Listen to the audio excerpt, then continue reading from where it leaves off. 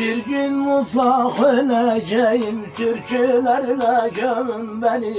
Bir gün mutlak öleceğim, türkülerle gömün beni. Size veda edeceğim, türkülerle gömün beni.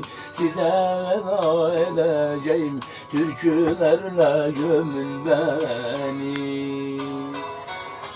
Sazım asın duvara, yalnız kalsın baktı kara. Vasiyeti tüm dostlara, türkülerle gömün beni.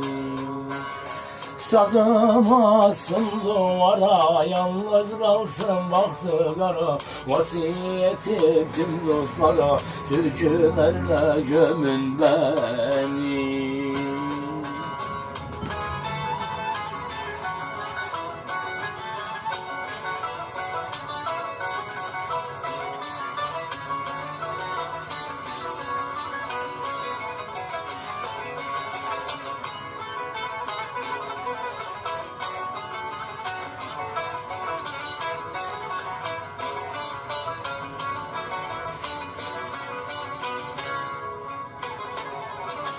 Muradımı almamışım, hep ağlayıp gülmemişim. Muradımı almamışım, hep ağlayıp gülmemişim. Ağlamasın dostum eşim, türkülerle gömün beni.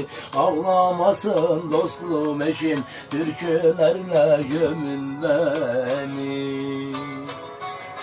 Derdi yoktur diye niye doğdum bilmem niye. Götürün doğdum köye, türkülerle gömün beni. Derdi yoklar diye niye doğdum bilmem niye. Götürün doğdum köye, türkülerle gömün beni.